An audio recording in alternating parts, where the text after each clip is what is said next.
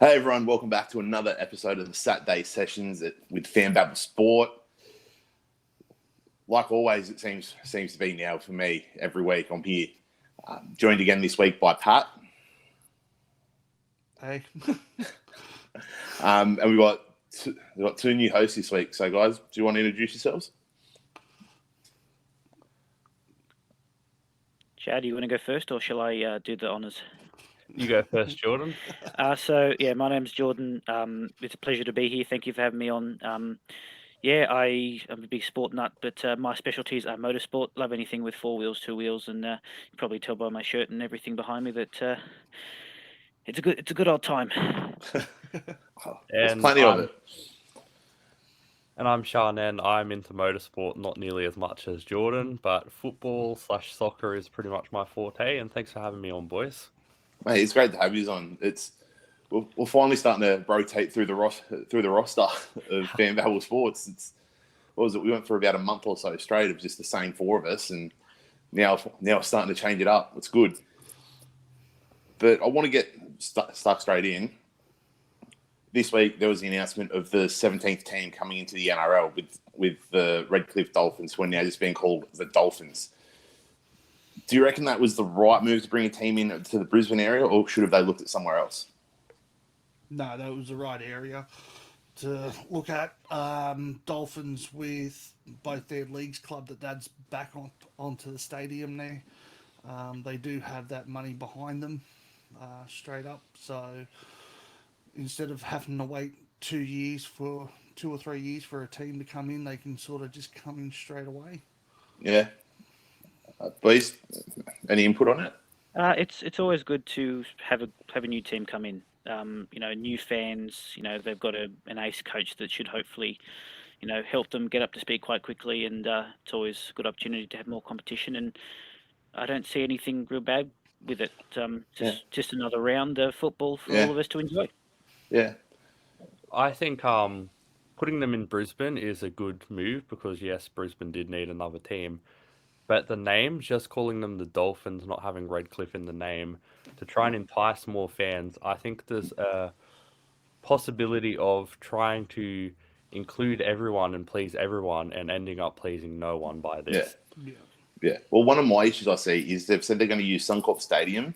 So we've seen the last couple of years with Magic Round. I said it in my article talking about it, that by the end of Magic Round, if you have too many games on Suncorp, it does get turned up quite a bit, the turf. Yeah. Could that potentially be an issue at the end of the season if, say, both teams do finish in the top half of the ladder?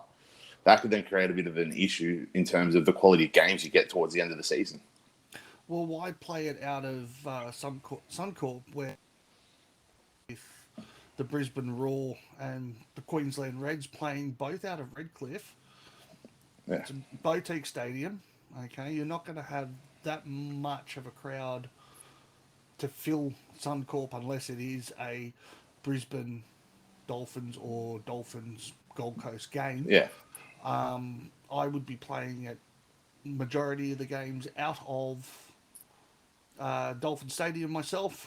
Yes, it is a little bit of a hassle to get there, 45 minutes out of Brisbane, but yet again, that also gives them the opportunity to get started early on the transport system with them having the Olympics. Exactly. So, and that would also be a good test for the Olympics when they do have the rugby union as well, and using the NRL as a testing ground for both that public transport system and also the ground itself to see what it can hold at capacity. Yeah, 100%. But we'll get started on the next point, which sort of leeways in from something you just mentioned there, Pat. With Brisbane Roar using that ground, we've got the FFA Cup. It's all sorted now. Start of November, we're kicking off again. It's so good now. Like, obviously, being in Sydney, having the restrictions eased. Last night, I actually went to the pub. Oh, on the head's a bit sore today, but it's good just to know that we can get back to going to those games again. Yeah, but are they going to still cap it at the 5,000 per head, or are they going I'm not sure. Have you other boys heard anything in regards to that, or nothing official? But I think you're being a bit optimistic, Patrick, to think that there's going to be more than 5,000 people at most FFA Cup matches. I'd love Oh, it yeah. if that was the case, but Oh, of sadly, course. sadly, I don't think that would be an issue. Yeah. No, but yeah, I would like to see more crowds at I mean, games. well, what was it I saw today? The game between Blacktown and MacArthur, I think it is. Blacktown and It- Mariners. Mariners at Mudgee. yeah, Yeah, that's a bit of an odd move for me. I live in like Yeah. regional New South Wales, so it's pretty good for me because, I like Yeah. Blacktown, get along with people at the club. But some of the fans there for Blacktown City, this is a match, Blacktown and the Mariners. They've had 2 or 3 times before. Blacktown's beat the Mariners in the Cup. And I know Yeah. a lot of the home Blacktown fans were looking forward to having it at their home stadium, possibly trying to Yeah. have a repeat. And now it's going to be out at Mudgee. Yes, it is good for regional New South Wales. Yeah. Blacktown fans are feeling a bit left out. 100%. yeah. Well, if you're going to grow the game, you are going to have to take some form of games out to those regional areas, like the NRL does it with their preseason. Like, I know FFA Cup's a little bit different to the NRL preseason, but still, you want to grow the game. You want to get people. You need bums on seats to be able to grow it. I don't see it as a bad move at all. Just quietly.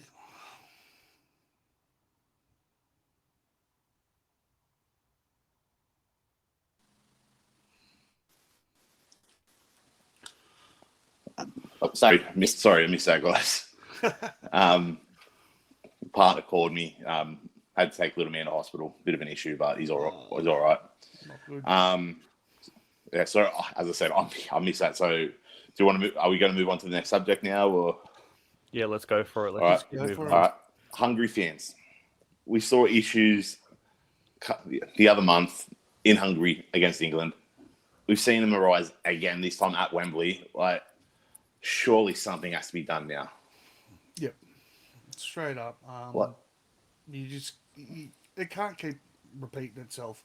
It's like with the Russians, anybody that plays England, really, like, you've got the Germans that want their heads, the Russians that kick their bloody backsides all the way through France.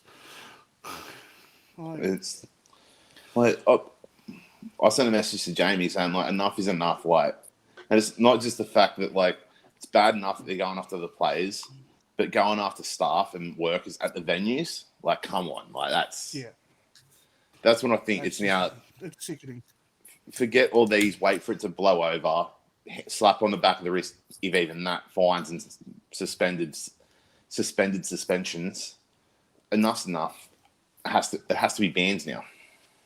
Yep. And you got to hit them in where it hurts, in the back, in the money of it. Like, 100%. And not just a fine of a couple of million euros. Make it stick, especially for the Hungarian FA that doesn't have that much money. Yeah. If you stick a 10, 15 million euro fine on them, they're going to take notice. Yeah. Sha, what were you about to say?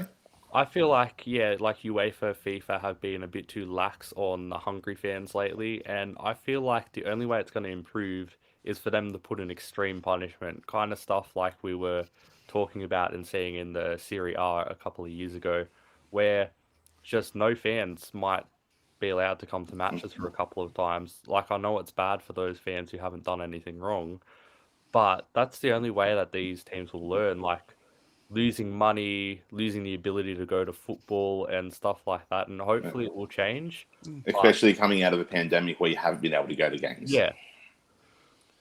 It's thing, like, all right, do the suspended suspensions, whatever, when it happens in Hungary, fair enough. But now that it's going overseas as well, I think that's taken it to the next level where everything needs to be expanded on in terms of punishments.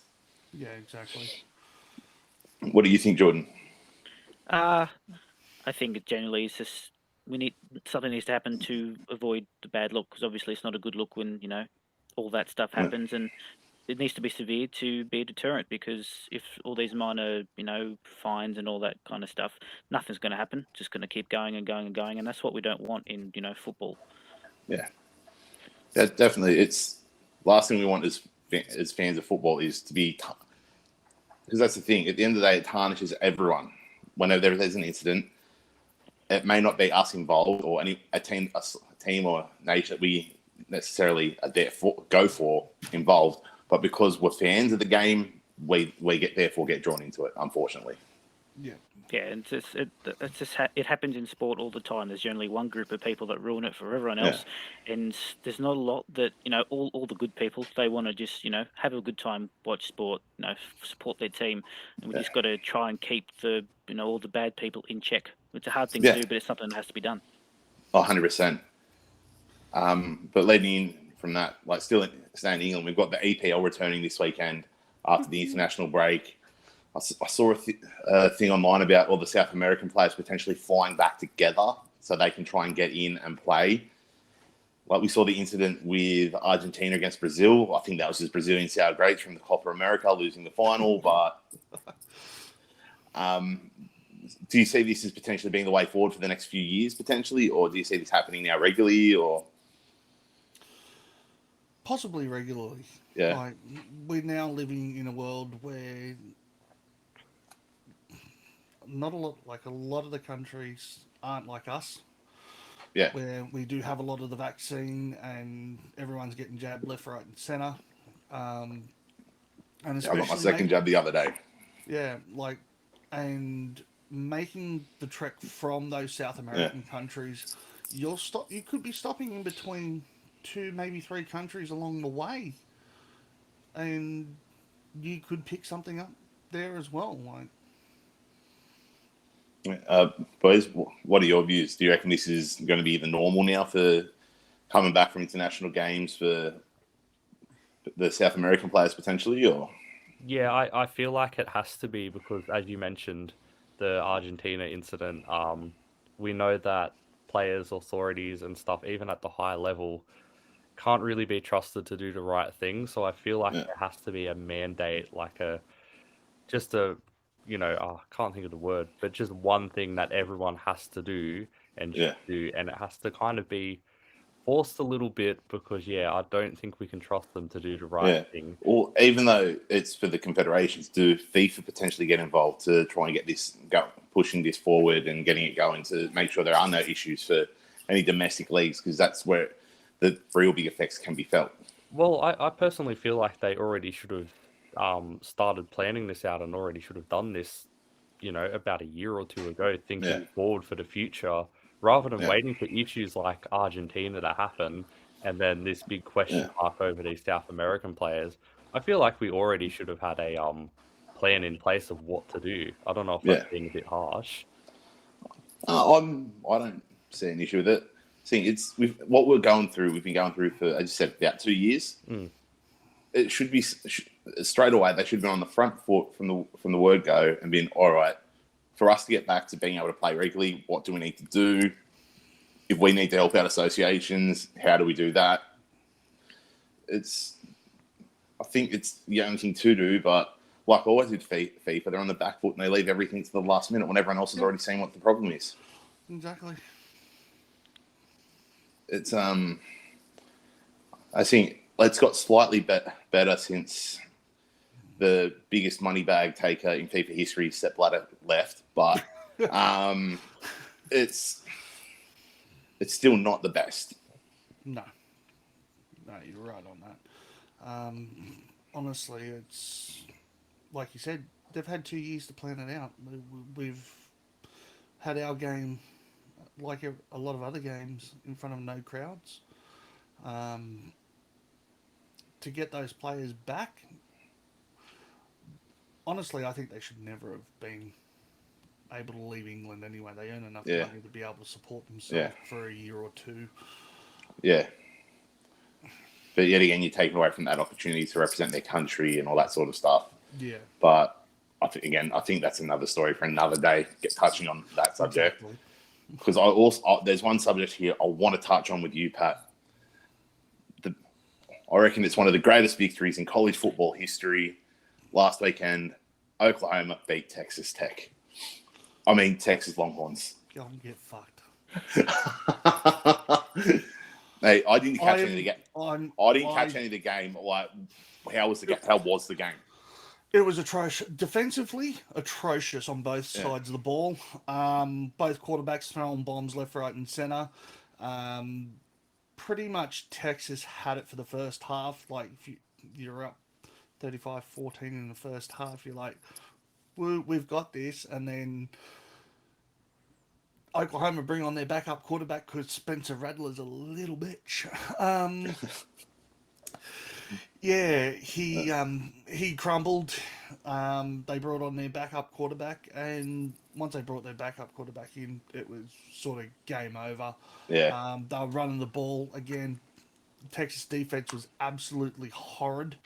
I could have put an under 6 team on there, and they would have at least tried to make a tackle. Yeah, just Yeah. horrid, just horrid, and to lose it right on the last second as well. Yeah. I'd rather that than an overtime loss, because then I'd have to sit Yeah. through 15 more minutes of hell. Yeah. Well, 15 minutes could be 3 hours in that game. And that's on a good day. That's on a good day, yeah. But no. Well done to OU. It's their 5th in a row. Sarkisian really get up there and see what he's got. But just saying that too, Spencer Rattler's now on the quote unquote transfer list. Yeah. So he's got the shits with Oklahoma, and looks like he might be leaving. Well, that's interesting. Would you take him then? Would you want to take him, or would you not want to touch him? No, wouldn't want to touch him with a 10-foot pole. The kid has got, his head is bigger than the size of Texas. Yeah. He thinks he's all that in a bag of potato chips, and as we found out in the first half last week, he's really not that good, and he shouldn't have even been a Heisman candidate. No, but fair enough. Fair enough. Like, as I said, I didn't catch any of it being down the coast, whatever. But Yep. Also, last subject I want to get touched on, we didn't have it in the run sheet. Wilder and Fury last week. All the talk afterwards was from Fury saying Wilder was being a sore loser. He was. Do you reckon? Where do you reckon both fighters go from here, boys? Okay. The fight that I want to see, since Anthony Joshua lost to Usyk, I want to see Fury Usyk. Yep. So that, to me, because that unifies all the belts, winner take all. Let's get that one signed. Yep. Jordan, Sha, do you guys have any input or not really? Or fighting is not really my forte at all. It's always interesting just to read all the news before and after it happens. That's generally where most of my entertainment value comes from. Yeah. Just all the drama. Yeah. I'm in a similar boat to Jordan. I know that these guys are fighting because of all the shit show that was happening on Twitter, and that was entertaining to read. But I couldn't tell you if they were boxers or UFC fighters or whatever. So, yeah, just being honest. Honestly, some of the fights I've seen, I'd much rather go to a pub on a Friday night and watch the fights there, because they're actually more decent and more organised. Pretty much. But just touching on boxing, Tim Tszyu yesterday did announce that his next fight against Inouye has been changed from the Gold Coast to Sydney on the 17th of November. So good luck, Timmy. Whether that's a crowd thing potentially, or it was a COVID. It was a COVID thing. Yeah. But also I want to touch quickly on with the supercars. Like, last weekend was meant to be Bathurst. Yeah, that was painful. But yet again, you see how the weather was at Bathurst. I think it sort of worked out that it was good that we didn't have it last weekend. Yeah, absolutely. And really, at the end of the year, if you're a motorsport fan, it's going to be freaking epic, because obviously starting off in about 2 weeks, we've got 4 straight rounds at Eastern Creek at Sydney Motorsport Park, and then 2 weeks after that, it's Bathurst. So and it's a full week event, isn't it? Yeah, it's 6 days, the main game, and then also about 10 support categories. like if you love cars, like even if you just watch it on TV or go down there, because hopefully there won't be any restrictions. But Yeah. it could be one for the ages, and we're never going to get a 6-day event like this Yeah. again, because really what it is, it's combined 3 different events: the Yeah. 1000 Bathurst International, which had the TCR race, and then it's just awesome. If you're Yeah. a car fan, it's just I'm out of my So mind. it's pretty much, if you can't get there, sit on the couch, unplug the phone and the computer and the and everything, Keep chuck on the waving. TV. Take get 4 the- sickies, and 4 sickies, and have a 6-day long weekend, mate. No, you take the 2 weeks, have the week off and the week after, so that way you can recover. Because Yeah. you're gonna have the esky next year, and you're just gonna be getting through the supplies of making sure you're hydrated very well. Yeah, absolutely. But no, thanks for coming on, guys. Great episode. Don't forget to go onto the FanBabble website and go check out the shop and check all the merch. I think we've actually just had some of the merch drop to your podcast, Pat. Yeah, we've got 3 shirts on there for the Star Spangled Sportscast.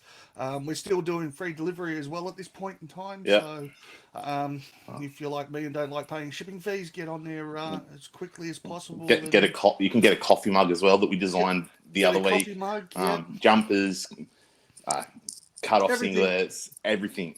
Everything on the site there. So help us. Like, all of that money goes back into what we're Creating better content here for you. And pretty much doing everything better for you guys. So you support us, we'll support you, sort of thing. And get on there and get a shirt or 2. But yeah, 100%. Get on there, support us, be with us from day one. We're the merch, promote us, advertise us. Anyone asks you who we are, just tell them. But again, thanks for joining, boys. Thanks for having me on. Thank you. We'll see you next week.